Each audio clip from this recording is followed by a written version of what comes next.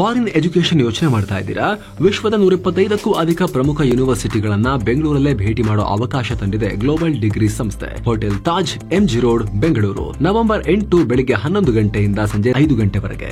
Entry free ಇರುತ್ತೆ. Free ರಿಜಿಸ್ಟ್ರೇಷನ್ಗೆ ಈ ನಂಬರ್ಗೆ ಕಾಲ್ ಮಾಡಿ ಅಥವಾ ಡಿಸ್ಕ್ರಿಪ್ಷನ್ ಮತ್ತು ಪಿನ್ ಕಾಮೆಂಟ್ ನಲ್ಲಿರೋ ಲಿಂಕ್ ಚೆಕ್ ಮಾಡಿ. ಗೃಹಲಕ್ಷ್ಮಿ ಮಹಿಳೆಯರಿಗೆ ಬಂಪರ್ ಸ್ಕೀಮ್.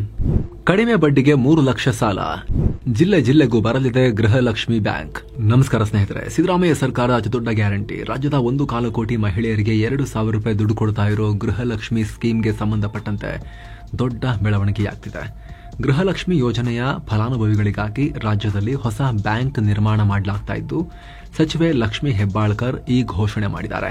ಕಡಿಮೆ ಬಡ್ಡಿ ದರದಲ್ಲಿ ಸಾಲ ಕೊಡೋಕೆ, ಮಹಿಳೆಯರನ್ನ ಸಣ್ಣ ಉದ್ಯಮಿಗಳನ್ನಾಗಿ ಬದಲಾಯಿಸೋಕೆ, ಜಿಲ್ಲೆಗಳಿಗೂ ಇದನ್ನ ವಿಸ್ತರಣೆ ಮಾಡೋಕೆ ಪ್ಲಾನ್ ಮಾಡಿದೀವಿ ಅಂತ ಹೇಳಿದ್ದಾರೆ. ಶೀಘ್ರ ಜಾರಿಗೆ ಬರುತ್ತೆ ಅಂತ. ಅಲ್ಲದೆ ಮಹಿಳೆಯರ ಸುರಕ್ಷತೆಗಾಗಿ ಅಕ್ಕ ಪಡೆಯನ್ನ ಕೂಡ ರಚನೆ ಮಾಡಲಾಗ್ತಾ ಇದ್ದು, ಅದು ಕೂಡ ಇದೇ ನವೆಂಬರ್ ತಿಂಗಳಲ್ಲಿ ಲಾಂಚ್ ಆಗುತ್ತೆ ಅಂತ ಮಾಹಿತಿ ಕೊಟ್ಟಿದ್ದಾರೆ.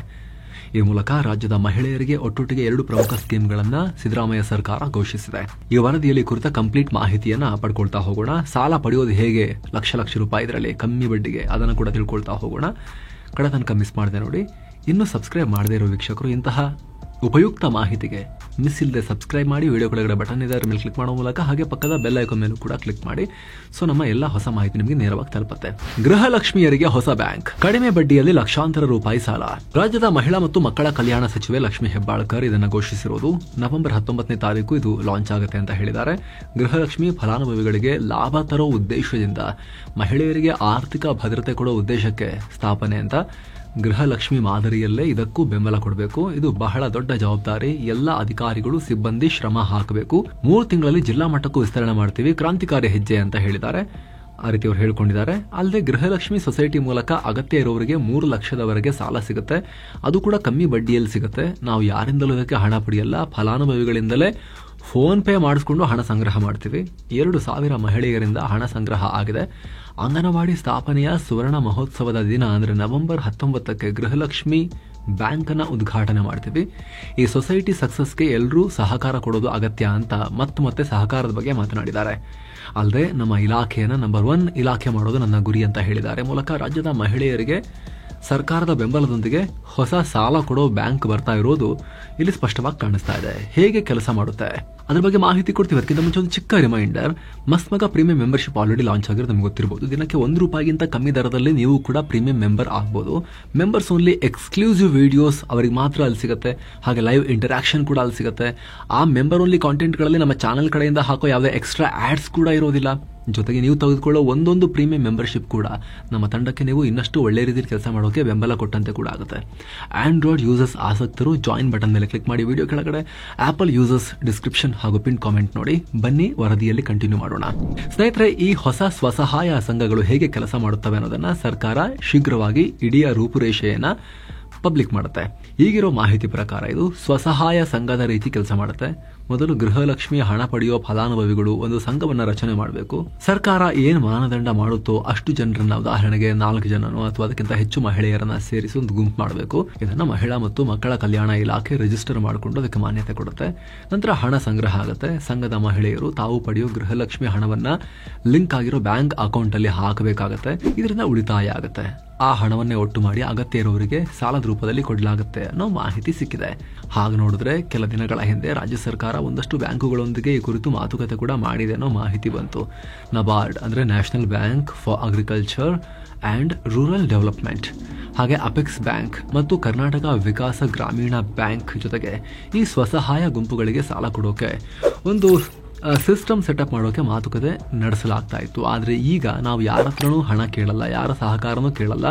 ನಾವು ನೇರವಾಗಿ ಶುರು ಮಾಡ್ತೀವಿ. ಅಧಿಕಾರಿಗಳು ಮತ್ತೆ ಜನರು ಕೋಆಪರೇಟ್ ಮಾಡಬೇಕು ಅಂತ ಸಚಿವರು ಹೇಳಿದ್ದಾರೆ. ನಿಮ್ಮ ಗಮನಕ್ಕಿರಲಿ ಸ್ನೇಹಿತರೆ, ರಾಜ್ಯ ಸರ್ಕಾರ 30,000 ಕೋಟಿಗೂ ಅಧಿಕ ಹಣವನ್ನ ಗೃಹಲಕ್ಷ್ಮಿ ಯೋಜನೆಗೇನೆ ಖರ್ಚು ಮಾಡ್ತಿದೆ. ಸರ್ಕಾರವೇ ಕೊಟ್ಟಿರೋ ಮಾಹಿತಿ ಪ್ರಕಾರ ಈಗ ಆಲ್ರೆಡಿ 2,000 ಫಲಾನುಭವಿಗಳಿಂದ ದುಡ್ಡು ಸಂಗ್ರಹ ಆಗಿದೆ. 2,000 ಮಹಿಳೆಯರು ಅಂದ್ರೆ ಒಂದು ತಿಂಗಳಿಗೆ 2,000 ಇಂಟು 2,000 40 ಲಕ್ಷ ರೂಪಾಯಿ ಕಲೆಕ್ಟ್ ಆಗುತ್ತೆ. ಸೊ ರಾಜ್ಯದಲ್ಲಿ 1.25 ಕೋಟಿ ಜನರಲ್ಲಿ ಅರ್ಧದಷ್ಟು ಅಥವಾ 10% ಜನರೇ ಪ್ರತಿ ತಿಂಗಳು ಹಣ ಹಾಕ್ತಾ ಹೋದ್ರೂ ಕೂಡ ಅಲ್ಲಿ ದೊಡ್ಡ ಮೊತ್ತದ ಹಣ ಸಂಗ್ರಹ ಆಗುತ್ತೆ. ಸಹಕಾರ ಸಂಘಗಳಿಗೆ ಇದು ಹ್ಯೂಜ್ ಅಮೌಂಟ್. ಇದರಿಂದ ಸಹಕಾರ ಸಂಘಗಳ ವಿಚಾರದಲ್ಲಿ ಕಾಂಪಿಟೇಷನ್ ಶುರುವಾಗುತ್ತೆ. ಈ ಹೊಸ ಯೋಜನೆಯಿಂದ ಬೇರೆ ಯಾವುದೇ ಸಹಕಾರ ಸಂಘಗಳಿಗೆ ತೊಂದರೆ ಆಗಲ್ಲ ಅಂತ ಸರ್ಕಾರ ಹೇಳ್ತಾ ಇದೆ. ಆದ್ರೆ ಹಣದ ಹರಿವು ಮತ್ತು ಜನಪ್ರಿಯತೆಯನ್ನ ನೋಡಿ ಆ ಸಂಘಗಳಿಗಿಂತ ಈ ಸಂಘ ಜಾಸ್ತಿ ಮುಂದಿನ ದಿನಗಳಲ್ಲಿ ಸ್ಟ್ರಾಂಗ್ ಆಗೋ ಸಾಧ್ಯತೆ ಕೂಡ ಇರುತ್ತೆ. ಆದ್ರೆ ಇದನ್ನ ಹೇಗೆ ಸರ್ಕಾರ ನಡೆಸ್ಕೊಂಡು ಹೋಗುತ್ತೆ, ಯಾವ ರೀತಿ ಅಡ್ಮಿನಿಸ್ಟ್ರೇಟಿವ್ ಸ್ಟ್ರಕ್ಚರ್ನ ರೂಪಿಸುತ್ತೆ ಮತ್ತು ಇಲ್ಲಿ ಒಂದು ಪೊಲಿಟಿಕಲ್ ಕಡ್ಡಿಯಲ್ಲಾಡ್ಸಕ್ ಬಂದ್ರೆ ಹಾಳು ಮಾಡೋ ಚಾನ್ಸಸ್ ಇರುತ್ತೆ. ನೋಡ್ಬೇಕು ಸರ್ಕಾರ ಹೇಗೆ ಸೆಟಪ್ ಮಾಡುತ್ತೆ ಅಂತ. ಏನೋ ಸ್ನೇಹಿತರೆ, ವರದಿಯಲ್ಲಿ ಮುಂದುವರಿಯುವ ಮುನ್ನ 7 ಸೈನ್ಸ್ ಟೂರಿಸಂ ಕಂಪನಿ ಅಂಡಮಾನ್ಗೆ ಟ್ರಿಪ್ ಅನ್ನ ಆಯೋಜನೆ ಮಾಡಿದೆ. ಆಫರ್ ಪ್ರೈಸ್ ಕೇವಲ 51,700 ರೂಪಾಯಿ ಮಾತ್ರ. ಅಂಡಮಾನ್ 4 ನೈಟ್ 5 ಡೇಸ್ ಟ್ರಿಪ್ ಇದು. ಈ ಪ್ಯಾಕೇಜ್ ನಲ್ಲಿ ಫ್ಲೈಟ್ ಟಿಕೆಟ್ಸ್ 3 ಸ್ಟಾರ್ ಹೋಟೆಲ್ ನಲ್ಲಿ stay, all meals, cellular jail, light and sound show, Havelock island tour, Baratang island tour, limestone cave, elephant beach tour, AC transport ವ್ಯವಸ್ಥೆ, private ferry tickets, 24/7 Kannada tour manager ಸೌಲಭ್ಯ ಎಲ್ಲ ಇರುತ್ತೆ. ಹೊರಡೋ ದಿನ 25 November 2025. ಕೆಲವೇ ಸೀಟುಗಳು ಲಭ್ಯ. ಆಸಕ್ತರು ಈ ನಂಬರ್ಗೆ ಕಾಲ್ ಮಾಡಿ ನಿಮ್ಮ ಸೀಟನ್ನ ಕೂಡ ಬುಕ್ ಮಾಡಿ. ಬನ್ನಿ ಈಗ ವರದಿಯಲ್ಲಿ ಮುಂದುವರಿಯೋಣ. ಜೊತೆಗೆ ಸರಿಯಾಗಿ ಜಾರಿಯಾದ್ರೆ ಮಹಿಳೆಯರಿಗೂ ಅನುಕೂಲ ಆಗುತ್ತೆ. ಗೃಹಲಕ್ಷ್ಮಿ ಹಣವನ್ನ ಉಳಿತಾಯ ಮಾಡೋದ್ರಿಂದ ಹೂಡೋರಿಗೆ ಬಡ್ಡಿ ಸಿಗುತ್ತೆ, ಸಾಲ ತಗೊಂಡವರಿಗೆ ಹಣಕಾಸಿನ ಸಹಾಯ ಸಿಗುತ್ತೆ, ಅದರಲ್ಲೂ ಕಡಿಮೆ ಬಡ್ಡಿಯಲ್ಲಿ ಅರ್ಜೆಂಟಿಗೆ ದುಡ್ಡು ಸಿಗುತ್ತೆ. ಸಾಲ ನಿಮಗೆ ಗೊತ್ತಿರೋ ಹಾಗೆ ಇವತ್ತಿಗೂ ಹಳ್ಳಿ ಮತ್ತು ನಗರ ಎರಡೂ ಪ್ರದೇಶಗಳಲ್ಲಿ ಮಹಿಳೆಯರು ಹೆಚ್ಚಿನ ಬಡ್ಡಿಗೆ ಸಾಲ ಮಾಡಿ ಒದ್ದಾಡ್ತಾ ಇರ್ತಾರೆ. ಲಾಸ್ಟ್ಗೆ ಎಲ್ಲೂ ಸಿಕ್ಕಿಲ್ಲ ಅಂದ್ರೆ ಮೈಕ್ರೋ ಫಿನಾನ್ಸ್ ಇಂದ ಹೈಯೆಸ್ಟ್ ಬಡ್ಡಿಗೆ ಒಂದ್ಸಲಿ ಸಿಕ್ಕರೆ ಸಾಕು ಅಂತ ಹೇಳಿ ತಗೊಂಡ್ಬಿಡ್ತಾರೆ. ಆಮೇಲೆ ಕಟ್ಟಕ್ಕಾಗದೆ ತುಂಬಾ ಒದ್ದಾಡ್ತಿರೋದು ನೀವು ನೋಡ್ತಾ ಇದ್ದೀರಾ. ಇಂಥ ಟೈಮ್ನಲ್ಲಿ ಕಡಿಮೆ ಬಡ್ಡಿ ದರದಲ್ಲಿ ಸಾಲ ಕೊಡೋಕೆ ಸಾಧ್ಯ ಆದ್ರೆ ಅನವಶ್ಯಕ ಹೊರೆ ತಪ್ಪುತ್ತೆ. ಸರ್ಕಾರ ಹೇಳೋ ಹಾಗೆ ಆರ್ಥಿಕವಾಗಿ ಸಬಲೀಕರಣ ಕೂಡ ಆಗ್ಬೋದು. ಸಣ್ಣ ವ್ಯಾಪಾರಗಳನ್ನ ಆರಂಭ ಮಾಡಬಹುದು. ಮೇಕೆ, ಕುರಿ, ಹಸು ಇವುಗಳನ್ನ ಖರೀದಿ ಮಾಡಿ ಜೀವನ ಸಾಗಿಸಬಹುದು. ಚಿಲ್ಲರೆ ಅಂಗಡಿ ಇಡೋದು, ಟೀ ಅಂಗಡಿ ಇಡೋದು, ಹಣ್ಣು ತರಕಾರಿ ಮಾರಾಟ ಮಾಡೋದು ಮಾಡಬಹುದು, ತೋಟಗಾರಿಕೆ ಮಾಡಬಹುದು, ಕೃಷಿ ಯಂತ್ರೋಪಕರಣ ಖರೀದಿ ಮಾಡಬಹುದು. ಅದರಲ್ಲಿ ಮನೆಯಲ್ಲೇ ಗುಡಿ ಕೈಗಾರಿಕೆಗಳನ್ನ ಮಾಡಿಕೊಂಡು ಸಂಪಾದನೆಗೆ ದಾರಿ ಮಾಡ್ಕೋಬಹುದು. ಅರ್ಜೆಂಟ್ ಶಿಕ್ಷಣದ ಖರ್ಚು, ಮಕ್ಕಳದು ವೈದ್ಯಕೀಯ ಖರ್ಚು ಎಲ್ಲಿಗಾದ್ರೂ ದುಡ್ಡು ಯೂಸ್ ಆಗುತ್ತೆ. ಭಾರತದಲ್ಲಿ ಹಳ್ಳಿಯಲ್ಲೂ ಇಂಥ ಸಂಘಗಳಿವೆ. ಆದ್ರೆ ಸರ್ಕಾರದಿಂದ ಬೆಂಬಲಿತ ಮಹಿಳೆಯರಿಂದ ಮಹಿಳೆಯರಿಗಾಗಿ ನಡೆಯುವಂತ ಒಂದು ಬ್ಯಾಂಕ್ ರೀತಿಯ ಈ ರೀತಿ ಒಂದು ಸೆಟಪ್ ಬಂತು, ಸಂಘ ಬಂತು ಅಂತ ಹೇಳಿದ್ರೆ ಸ್ವಲ್ಪ ಮಹಿಳೆಯರ ವಿಚಾರದಲ್ಲಿ ಸೆನ್ಸಿಟಿವ್ ಆಗಿ, ಮಹಿಳೆಯರ ಕಷ್ಟ ಮತ್ತು ಕುಂದುಕೊರತೆಗಳ ವಿಚಾರದಲ್ಲಿ ಸೆನ್ಸಿಟಿವ್ ಆಗಿ ಇದು ವರ್ಕ್ ಮಾಡಬಹುದು ಅನ್ನೋ ಹೋಪ್. ಬರೀ ಬಿಸ್ನೆಸ್ಗಿಂತ ಹೆಚ್ಚಾಗಿ ನಿಮ್ಗೆ ಗೊತ್ತಿಲ್ಲ ಸ್ನೇಹಿತರೆ, ದೇಶದಲ್ಲಿ ಮಹಿಳೆಯರ LFPR ಅಂದ್ರೆ labour force participation rate just 41% ಇದೆ. ಕೊರೋನಾ ನಂತರ ಸ್ವಲ್ಪ ಏರಿಕೆ ಆಗಿರೋದು. ಆದ್ರೆ ಅದೇ ಪುರುಷರ ಪಾರ್ಟಿಸಿಪೇಷನ್ ರೇಟ್ 78.8% ಇದೆ. ಹೀಗಾಗಿ ಸ್ವಯಂ ಉದ್ಯೋಗಕ್ಕೆ ಮಹಿಳೆಯರಿಗೆ ಇದರಿಂದ ಭಾರಿ ಅನುಕೂಲ ಆಗೋ ಹೋಪ್ಸ್ ಇದೆ.